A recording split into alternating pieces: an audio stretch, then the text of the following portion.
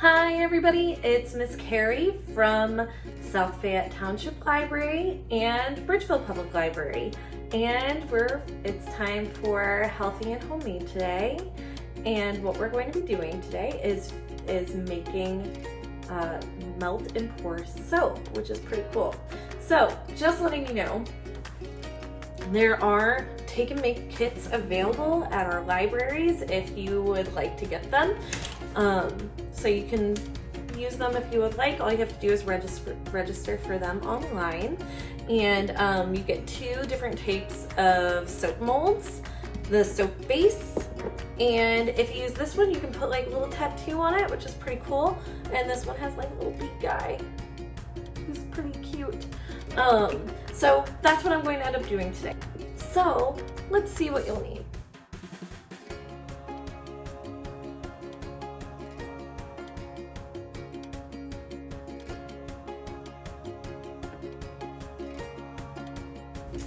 Alright, so now that you know what you'll need, let's get started. The first thing that we're going to do is take our soap base. You should have 4 in your kit. And I'm going to take a heat-proof bowl and I'm going to put it in my microwave. Unfortunately, my microwave handle is broken, so this is going to be a little awkward. Alright, and then you put it in for 30 seconds, and you're going to continuously do that. You're going to put it in for 30 seconds, you're going to stir it up, and then you're going to put it back in, stir it up until it's all melted. Alright, so once it is fully melted, it should be melted within your bowl. What you're going to do is you're going to take your mold and you're just going to pour it in there. If you have, before you do this, if you have any food coloring or things like that, you can totally use them.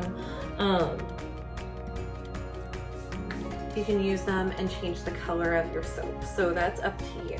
Once you fill it up, you can also go ahead and put in different colors, which I'm going to do right now. Alright, so what I'm going to do, I'm going to stir up my mold and stir up my color. Just letting you know, it can,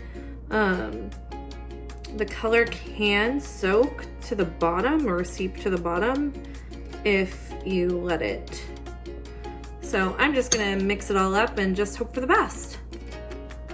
All right, and now my soap is hardened in the mold. So what you just do is just use the silicone mold and take it out of there. And if you do want to put on your little tattoo, so you take off the protective film to do the tattoo, put it on where you would like it. Just put a wet surface onto there, apply it for a little bit.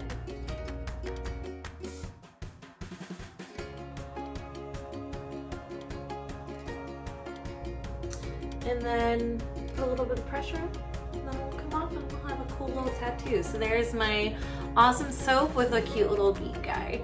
So if you would like to do that, you totally can. If not, it's totally fine too. Alright, so that's all there is to it. It's pretty easy, awesome soap that you can make at home with either of your molds.